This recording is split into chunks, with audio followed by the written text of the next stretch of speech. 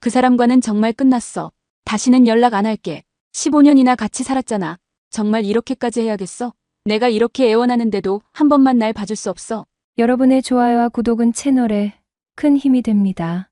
여러분이 시청하고 계신 지역을 댓글로 남겨주세요. 46살 대형마트 식품팀장으로 일한 지 벌써 15년째입니다. 처음 입사했을 때는 말단 사원이었는데 성실하게 일한 덕분에 지금의 자리까지 올라왔어요. 우리 마트는 지역에서 꽤 큰 규모라서 매일매일 바쁘지만 그래도 보람을 느끼며 살고 있었습니다. 식품팀장이라는 직책이 책임도 무겁고 신경 쓸 일도 많지만 그만큼 성취감도 컸거든요. 매일 아침 출근해서 직원들과 인사를 나누고 오늘 할 일들을 점검하는 일상이 나름 만족스러웠습니다. 신선식품 관리부터 납품업체 관리까지 모든 게 제 손을 거쳐야 했지만 그런 책임감이 좋았어요. 특히 고객들이 이 마트 식품은 정말 신선하다고 말해줄 때면 정말 뿌듯했습니다. 아내 이수연과는 결혼한 지 15년이 됐어요. 처음 만났을 때부터 수연은 정말 예쁘고 세련된 여자였습니다. 화장품 가게에서 일하고 있었는데 손님 응대하는 모습이 너무 우아해서 첫눈에 반했죠. 피부도 하얗고 스타일도 좋아서 제가 어떻게 그런 여자와 결혼할 수 있었는지 지금도 신기할 때가 있어요. 결혼 후에도 수연은 항상 자기 관리를 철저히 했어요. 매일 아침 화장하는 데만 1시간은 걸렸고 옷도 항상 깔끔하게 차려입었습니다. 친구들은 정호야, 부인이 참 관리 잘한다고 부러워했어요. 실제로 수연은 나이가 들어도 여전히 아름다웠거든요. 요즘에는 SNS도 열심히 하고 있었습니다. 인스타그램에 예쁜 사진들을 올리면서 팔로워도 꽤 많이 모았어요. 여보, 이 사진 어때? 좋아요가 벌써 200개야. 수연이 핸드폰을 보여주며 신나게 말할 때면 저도 덩달아 기분이 좋아졌습니다. 아내가 행복해하는 모습을 보는 게 제일 좋았거든요. 우리 부부는 아이가 없었어요. 처음 몇 년은 아이를 가지려고 노력했지만 쉽게 되지 않더라고요. 병원에도 가봤지만 특별한 문제는 없다고 했어요. 그냥 인연이 아닌가 보다 하고 포기했습니다. 대신 서로에게 더 집중할 수 있었어요. 아이가 없으니까 부부만의 시간도 많았고 각자 하고 싶은 일들도 자유롭게 할 수 있었습니다. 수연은 취미 생활도 다양했습니다. 요가도 하고 친구들과 모임도 자주 가졌어요. 여보, 오늘 친구들이랑 쇼핑 갔다 올게. 그래, 조심해서 다녀와. 이런 대화가 일상이었습니다. 저는 수연이 집에만 있지 않고 활발하게 생활하는 게 좋았어요. 결혼 생활이 지루해지지 않으려면 각자의 시간도 필요하다고 생각했거든요. 제 월급은 그리 많지 않았지만 수연의 쇼핑비 정도는 충분히 감당할 수 있었습니다. 가끔 명품 가방이나 옷을 사달라고 하면 조금 부담스럽긴 했지만 아내가 예쁘게 꾸미고 다니는 걸 보면 뿌듯했어요. 수연이가 예쁘게 꾸미고 다니니까 내가 더 자랑스럽다. 친구들한테 자주 하는 말이었습니다. 주말에는 둘이 데이트도 자주 했어요. 영화도 보고 맛있는 음식점도 찾아다니고 평범하지만 행복한 일상이었습니다. 수연도 제 일을 응원해줬어요. 여보는 정말 성실해. 회사에서도 인정받고 있잖아. 이런 말을 들으면 더 열심히 일해야겠다는 생각이 들었습니다. 실제로 회사에서도 저를 신뢰했어요. 식품팀장이라는 자리가 책임이 무겁긴 하지만 그만큼 보람도 컸거든요. 매일 아침 출근할 때면 수연이 오늘도 화이팅! 이라고 응원해줬고 퇴근하면 고생했어라고 맞아줬어요. 이런 게 진짜 행복이구나 싶었습니다. 돈이 많지는 않아도 서로 사랑하고 아껴주는 마음이 있으니까 충분했어요. 친구들 중에는 부부 싸움이 잦은 사람들도 있었는데 우리는 그런 일이 거의 없었거든요.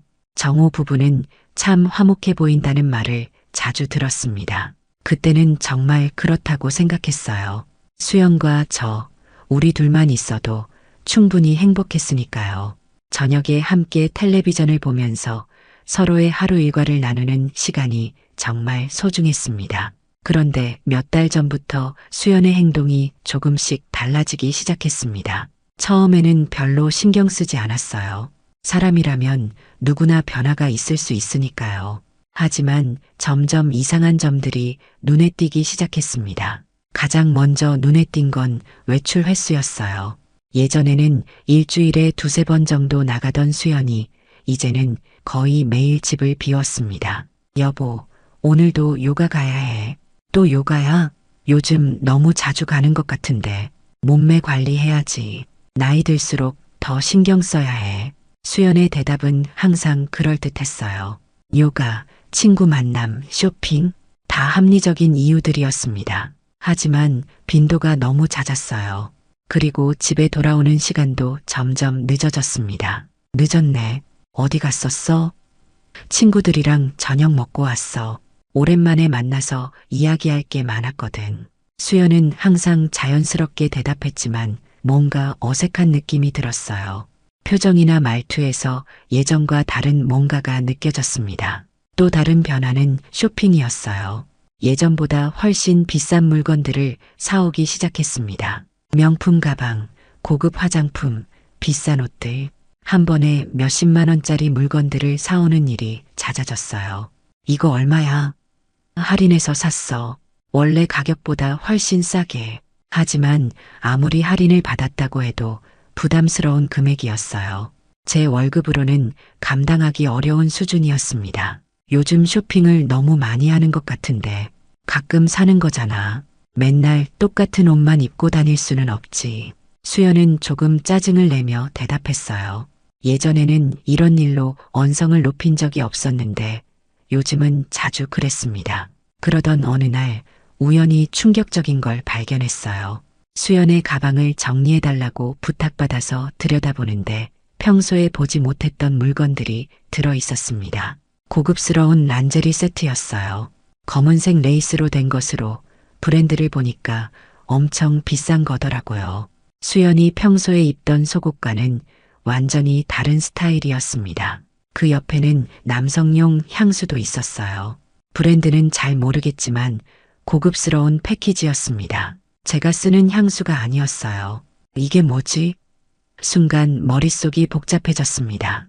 왜 수연 가방에 남성용 향수가 들어있는 걸까요? 그리고 이 란제리는 누구를 위한 걸까요? 아무리 생각해도 이상했어요. 수연에게 직접 물어볼까 했지만 섣불리 의심하는 게 아닐까 싶어서 참았습니다. 혹시 제가 잘못 생각하는 건 아닐까요? 하지만 그날 밤부터 수연을 다른 시선으로 보게 됐어요. 외출할 때의 차림새, 집에 돌아왔을 때의 표정, 핸드폰을 보는 모습, 모든 게 의심스러워 보였습니다. 여보, 내일도 친구들 만날 거야. 또 만나? 요즘 너무 자주 만나는 것 같은데 오랜만에 모이는 거야. 괜찮지? 수연의 대답은 여전히 자연스러웠지만 제 마음은 편하지 않았어요. 정말 친구들을 만나는 걸까요? 아니면 다른 누군가를 만나는 걸까요? 핸드폰을 대하는 태도도 완전히 달라졌습니다. 예전에는 핸드폰을 아무렇게나 두고 다녔는데 요즘은 항상 손에 들고 있거나 뒤집어서 놓더라고요. 그리고 메시지가 오면 재빨리 확인하고 삭제하는 모습도 자주 봤습니다. 누구한테서 연락 왔어? 아, 그냥 광고 문자야. 하지만 광고 문자를 받고 그렇게 급하게 확인할 이유가 있을까요? 그리고 확인한 후의 수연 표정은 광고 문자를 본 사람의 표정이 아니었어요. 미묘한 미소를 짓거나 때로는 당황하는 기색도 보였습니다. 또한 수연의 옷차림도 예전과 달라졌어요. 외출할 때 훨씬 신경을 많이 쓰기 시작했고 향수도 평소보다 진하게 뿌리고 나갔습니다. 의심이 시작되자 모든 게 다르게 보였습니다. 수연의 작은 행동 하나하나가 의심스러워졌어요. 특히 핸드폰을 대하는 태도가 완전히 달라졌습니다. 예전에는 핸드폰을 아무렇게나 두고 다녔는데 요즘은 항상 손에 들고 있거나 뒤집어서 놓더라고요. 그리고 메시지가 오면 재빨리 확인하고 삭제하는 모습도 자주 봤습니다. 누구한테서 연락 왔어? 아, 그냥 광고 문자야. 하지만 광고 문자를 받고 그렇게 급하게 확인할 이유가 있을까요? 그리고 확인한 후에 수연 표정은 광고 문자를 본 사람의 표정이 아니었어요. 어느 날 밤 수연이 샤워를 하러 간 사이에 핸드폰이 탁자 위에 놓여 있었습니다. 평소라면 절대 건드리지 않았을 텐데 그날은 뭔가에 이끌리듯 핸드폰을 들었어요. 다행히 잠금이 걸려 있지 않았습니다. 처음에는 일반 메시지만 확인해 보려고 했는데 메시지 목록에서 이상한 걸 발견했어요. 삭제된 메시지들이 복구 가능하다는 알림이 떠 있었습니다. 손이 떨렸지만 복구 버튼을 눌렀어요. 그리고 나서 본 내용은 정말 충격적이었습니다. 오늘 몇 시에 만날까? 어제 정말 좋았어. 또 만나고 싶어? 남편은 의심 안 해? 괜찮아. 잘 속고 있어. 메시지들을 보는 순간 머릿속이 하얘졌어요. 이건 분명히 불륜의 증거였습니다. 상대방의 이름을 확인해 보니까 준서라고 되어 있었어요. 이준서, 어디서 들어본 이름 같은데. 잠깐, 설마 그 사람일까요? 우리 마트와 거래하는 협력업체 영업사원. 이준서 말이에요? 더 자세히 메시지들을 읽어보니까 확실해졌습니다. 마트 근처 모텔에서 만나자. 정호 씨가 늦게 퇴근한다고 했으니까 시간 여유 있어. 우리 사이 들키면 큰일 나니까 조심해. 제 이름까지 나오는 걸 보니까 틀림없었어요. 수연이 바람을 피우고 있는 상대는 바로 제가 아는 이준서였습니다. 그것도 제가 업무적으로 만나는 사람이었어요. 손이 너무 떨려서 핸드폰을 제대로 잡을 수도 없었습니다. 15년간 믿고 살았던 아내가 저를 배신하고 있었다니. 그것도 제가 아는 사람과 말이에요. 급히 핸드폰을 원래 자리에 놓고 침실로 갔습니다. 수연이 샤워를 마치고 나왔을 때도 평상시처럼 행동했지만 속으로는 온갖 생각이 들었어요. 여보, 왜 그렇게 멍하니 있어? 아, 그냥 피곤해서. 일찍 자. 내일도 일해야 하잖아. 수연은 여전히 다정하게 말했지만 이제는 그 모든 게 가식으로 느껴졌습니다. 저를 속이면서도 이렇게 자연스럽게 행동할 수 있다니. 그날 밤은 잠을 전혀 이룰 수 없었어요. 머릿속에서 온갖 생각들이 맴돌았습니다. 언제부터 시작된 걸까요? 어떻게 이준서와 만나게 된 걸까요? 그리고 저는 이 상황을 어떻게 해야 할까요? 하지만 한 가지는 확실했어요. 이대로 넘어갈 수는 없다는 것 말입니다. 다음 날부터 수연의 행동을 더 자세히 관찰하기 시작했습니다. 평소와 다른 점은 없는지, 어떤 패턴이 있는지 모든 걸 기억해 두려고 했어요. 그리고 놀라운 사실을 발견했습니다. 수연이 친구 만남이라고 하는 날들이 모두 제가 야근하거나 늦게 퇴근하는 날이었어요. 우연의 일치치고는 너무 정확했습니다. 오늘 야근이야? 응, 좀 늦을 것 같아. 그럼 나도 친구들 만나고 올게. 이런 대화가 반복됐던 것도 이제 이해가 됐어요. 제가 늦게 들어오는 날을 노려서 만나고 있었던 거였습니다. 그리고 더 놀라운 건 이준서와의 연관성이었어요. 생각해보니 이준서가 우리 마트에 자주 오는 날과 수연의 외출이 겹치는 경우가 많았어요. 아마 이준서가 제 스케줄을 수연에게 알려줬을 거라는 생각이 들었습니다. 정말 치밀하고 계획적인 불륜이었던 거죠. 충격적인 사실을 알고 난 후 저는 최대한 평정심을 유지하려고 노력했습니다. 감정적으로 행동하면 오히려 상황을 더 악화시킬 수 있다고 생각했거든요. 우선 더 확실한 증거를 모아야 했어요. 핸드폰 메시지만으로는 부족할 수 있으니까요. 다음 날부터 수연의 행동을 더 자세히 관찰하기 시작했습니다. 외출 시간, 돌아오는 시간, 옷차림, 표정, 모든 걸 기록했어요. 그리고 놀라운 패턴을 발견했습니다. 수연이 친구 만남이라고 하는 날들이 모두 제가 야근하거나 늦게 퇴근하는 날이었어요. 우연의 일치치고는 너무 정확했습니다. 회사에서도 이준서를 유심히 봤어요. 38살의 젊은 남자로 협력업체 영업사원이라서 종종 우리 마트에 왔었습니다. 잘생기고 말도 잘하는 편이라 여직원들 사이에서 인기가 있었죠. 이준서 씨 오늘도 오셨네요. 네, 안녕하세요, 팀장님. 오늘 새로운 상품 제안서 가져왔습니다. 평상시와 다름없이 대화했지만 속으로는 복잡한 감정이 들었어요. 이 사람이 제 아내와 생각만 해도 화가 났지만 표정 관리는 철저히 했습니다. 더 확실한 증거가 필요했어요. 그래서 사설탐 정사무소를 찾아가기로 결심했습니다. 처음에는 부끄럽고 자존심도 상했지만 정확한 사실 확인을 위해서는 어쩔 수 없었어요. 안녕하세요. 불륜 조사를 의뢰하고 싶습니다. 네, 자세한 상황을 말씀해 주세요. 탐정에게 지금까지의 상황을 설명했습니다. 핸드폰 메시지, 수상한 행동 패턴, 의심스러운 물건들, 모든 걸 다 이야기했어요. 충분히 의심할 만한 상황이네요. 일주일 정도 미행하면 확실한 증거를 잡을 수 있을 겁니다. 얼마나 걸릴까요? 빠르면 며칠, 늦어도 일주일이면 됩니다. 현장을 잡으면 사진도 찍어드리고요. 비용은 생각보다 많이 들었지만 이 상황을 정확히 파악하기 위해서는 필요한 투자라고 생각했어요. 사흘 후 탐정에게서 전화가 왔습니다. 확실한 증거를 잡았습니다. 내일 오셔서 확인해 보세요. 탐정사무소에서 받은 자료들은 정말 충격적이었어요.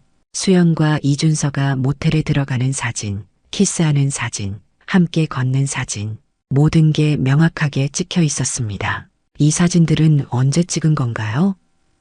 어제와 그제입니다. 두 분이 정기적으로 만나는 것 같더라고요. 사진을 보는 순간 가슴이 무너져 내리는 느낌이었어요. 아무리 의심했다고 해도 실제 증거를 보니까 충격이 더 컸습니다. 수연이 저 사람과 함께 웃고 있는 모습, 자연스럽게 팔짱을 끼고 걷는 모습, 저와 함께일 때보다 더 행복해 보였어요. 녹음 파일도 있습니다. 탐정이 추가로 건네준 파일에는 둘의 대화 내용이 들어 있었어요.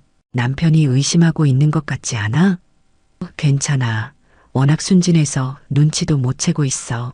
그래도 조심해야지. 들키면 큰일 나잖아. 알아. 그냥 좀 더 신중하게 하면 돼. 이런 대화들을 들으니까 더 화가 났어요. 저를 바보 취급하면서 뒤에서 이런 짓을 하고 있었다니. 이 정도면 법정에서 충분히 증거로 사용할 수 있습니다. 정말 그런가요? 네, 명확한 불륜의 증거니까 이혼 소송이나 상간자 소송에서 유리할 겁니다. 탐정의 말을 듣고 마음이 정해졌어요. 이제 법적으로 대응해야겠다는 생각이 들었습니다. 하지만 성급하게 행동할 수는 없었어요. 철저한 준비가 필요했습니다. 그리고 무엇보다 이들이 더 많은 증거를 남기도록 기다려야겠다는 생각도 들었어요. 지금도 충분하지만 더 확실한 증거가 있으면 재판에서 압도적으로 유리할 테니까요. 확실한 증거를 손에 넣은 후 저는 복수 계획을 세우기 시작했습니다. 하지만 성급하게 행동하면 안 된다고 생각했어요. 철저하게 준비해서 법적으로도 완벽하게 대응해야 했습니다. 우선 변호사를 만나서 상담을 받았어요. 이 정도 증거면 이혼 소송과 상간자 소송 모두 승산이 있습니다. 어떤 식으로 진행하면 될까요? 이혼 소송에서는 위자료를 받을 수 있고 상간자 소송으로는 이준서 씨에게 손해배상을 청구할 수 있어요. 증거가 명확하니까 문제 없을 겁니다. 변호사의 말을 듣고 조금 안심됐어요. 적어도 법적으로는 제가 유리한 위치에 있다는 뜻이었으니까요. 그 사이에도 수연과 이준서는 계속 만나고 있었습니다. 저 앞에서는 아무렇지도 않게 행동하면서 말이에요. 수연은 여전히 다정한 아내 역할을 했고 이준서는 예의 바른 업체 직원으로 행동했습니다. 여보, 오늘 저녁은 친구들이랑 약속 있어. 그래, 조심해서 다녀와. 고마워. 늦을 수도 있으니까 먼저 자고 있어. 이런 대화를 나누면서도 속으로는 복잡한 감정이 들었어요. 저를 속이면서도 이렇게 자연스럽게 거짓말을 할 수 있다니. 하지만 저도 평상시와 다름없이 행동했습니다. 의심하고 있다는 걸 전혀 눈치채지 못하게 말이에요. 회사에서 이준서를 만날 때도 마찬가지였어요. 이준서 씨, 이번 달 매출 어떻게 나왔나요? 덕분에 목표치를 넘었습니다. 팀장님 도움이 컸어요. 다행이네요. 앞으로도 잘 부탁합니다. 겉으로는 정상적인 업무 대화였지만 속으로는 다른 생각을 하고 있었어요. 이 사람이 내 아내와 하지만 표정 하나 바뀌지 않고 대화를 이어갔습니다. 변호사와 함께 소송 준비를 철저히 했어요. 증거 정리, 진술서 작성, 법정 전략 수립, 모든 걸 완벽하게 준비했습니다. 언제쯤 소송을 제기할 계획이세요? 좀 더 지켜본 후에 결정하겠습니다. 확실하게 끝내고 싶어서요. 사실 저는 수연과 이준서가 더 방심하기를 기다리고 있었어요. 지금도 충분한 증거가 있지만 더 확실한 증거가 있으면 재판에서 더 유리할 테니까요. 그런데 정말 놀라운 건 수연의 태도 변화였어요. 요즘 들어서 오히려 저에게 더 잘해주기 시작했거든요. 여보, 고생 많이 해. 마사지 해줄까? 괜찮아.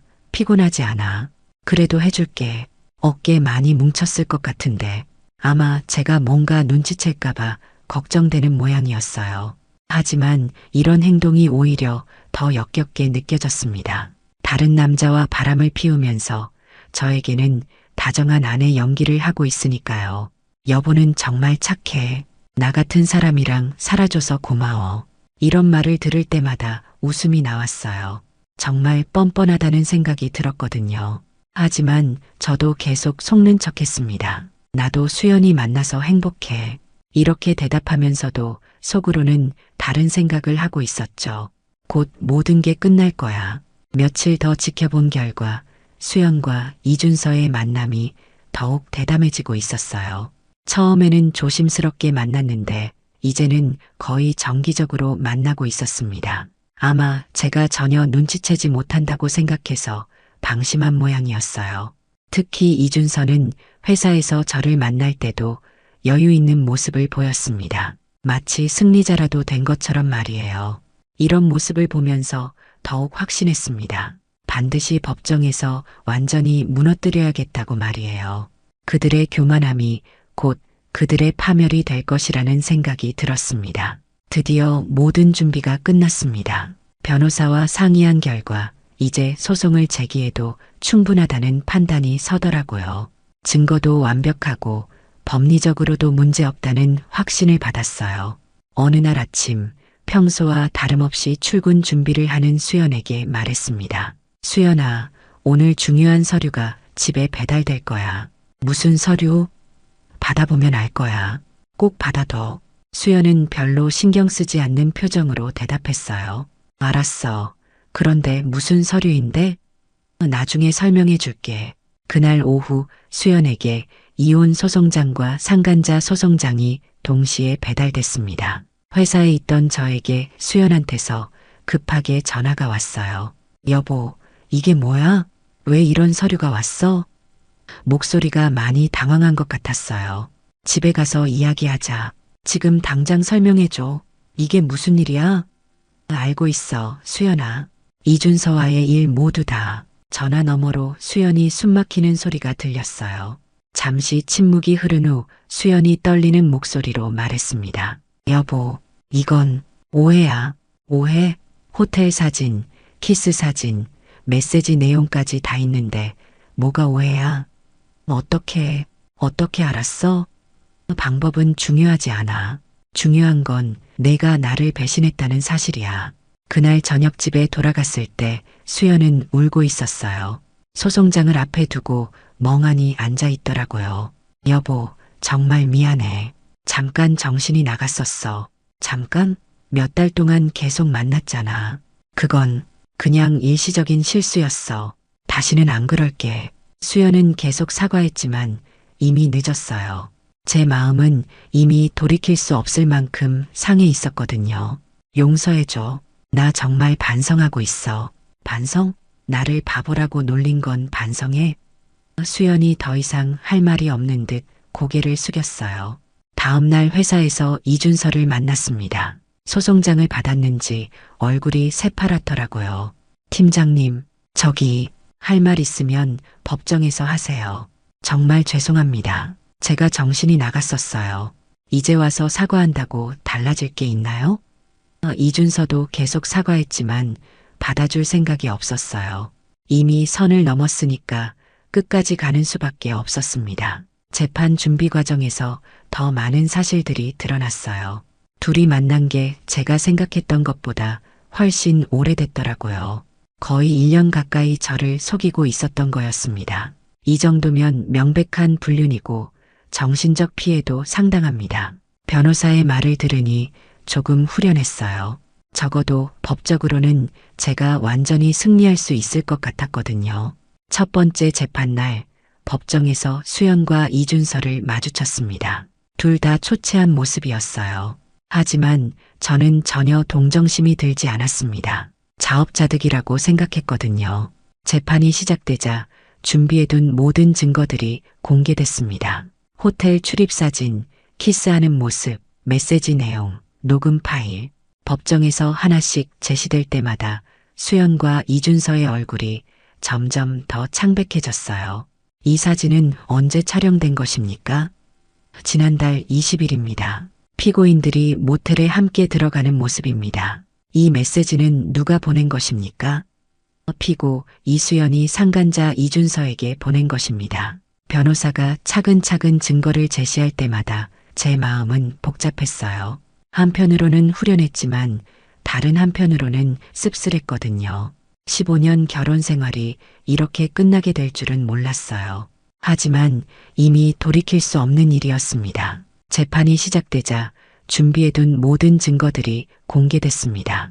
호텔 출입사진, 키스하는 모습, 메시지 내용, 녹음 파일. 법정에서 하나씩 제시될 때마다 수연과 이준서의 얼굴이 점점 더 창백해졌어요. 이 사진은 언제 촬영된 것입니까? 지난달 20일입니다. 피고인들이 모텔에 함께 들어가는 모습입니다. 이 메시지는 누가 보낸 것입니까? 피고 이수연이 상간자 이준서에게 보낸 것입니다. 변호사가 차근차근 증거를 제시할 때마다 제 마음은 복잡했어요. 한편으로는 후련했지만 다른 한편으로는 씁쓸했거든요. 15년 결혼 생활이 이렇게 끝나게 될 줄은 몰랐어요. 수연의 변호사가 변명을 늘어놓았지만 소용없었습니다. 일시적인 실수였고 깊이 반성하고 있습니다. 증거를 보면 일시적인 실수라고 하기에는 너무 오랜 기간 지속됐습니다. 판사님도 명확한 증거 앞에서 더 이상 변명의 여지가 없다고 판단하신 것 같았어요. 이준서의 경우는 더 심각했습니다. 유부녀와의 불륜으로 인해 회사에서도 큰 문제가 됐거든요. 협력업체 직원이 거래처 임직원의 가정을 파괴한 것은 매우 중대한 문제입니다. 우리 마트에서도 이준서의 업체와 거래를 중단하기로 결정했어요.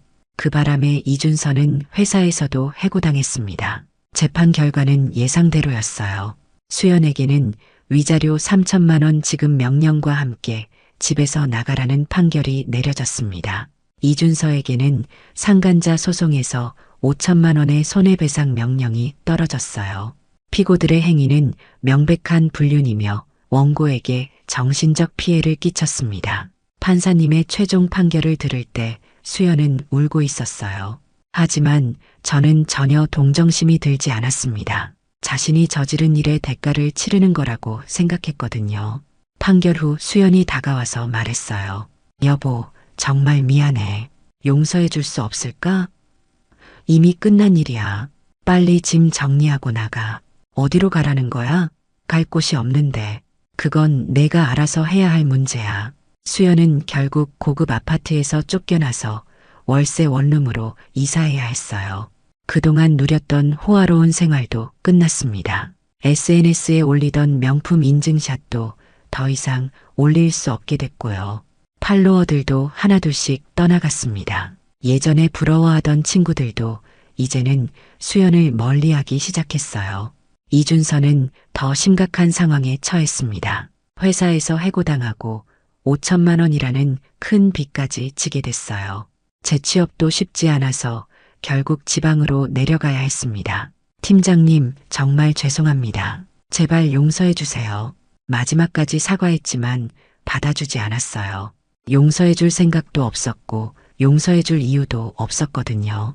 둘 다 자신들이 저지른 일의 대가를 똑똑히 치르게 된 거였습니다. 수연은 명품을 팔아서 생활비를 마련해야 했고 이준서는 빚을 갚기 위해 온갖 일을 해야 했어요.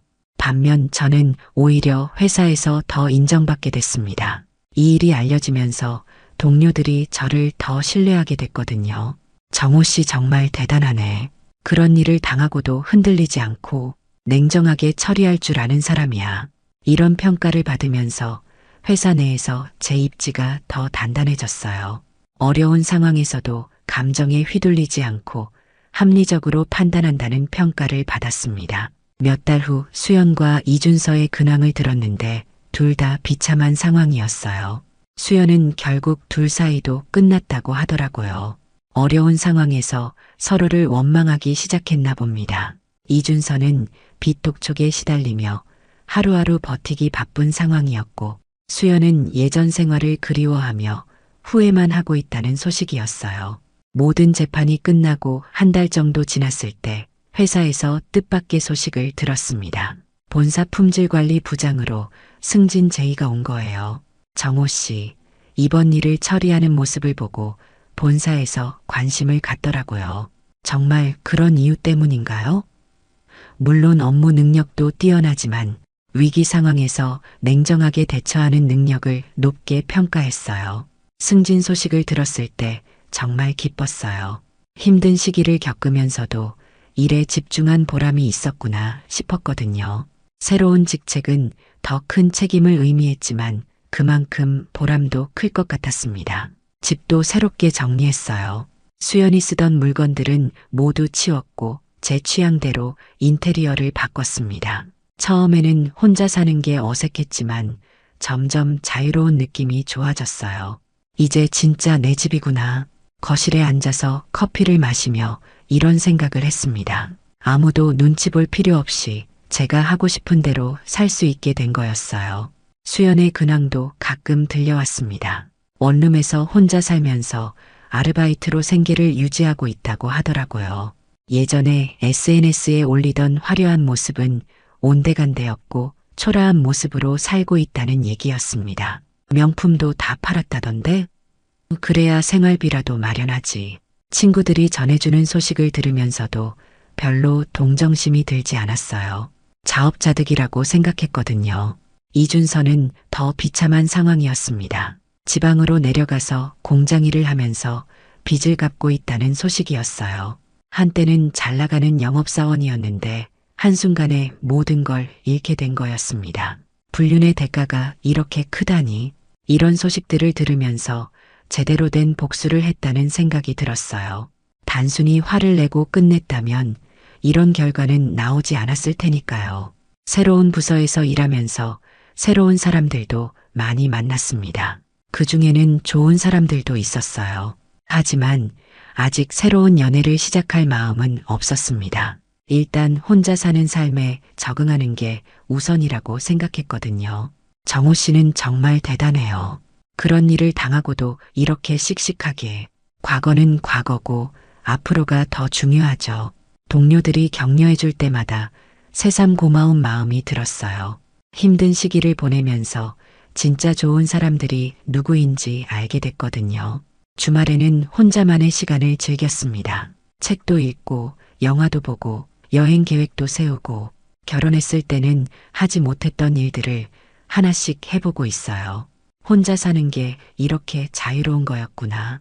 이런 생각을 하면서 새로운 삶에 만족하고 있습니다. 가끔 수연과 함께했던 15년이 아깝다는 생각도 들지만 이제는 후회하지 않아요.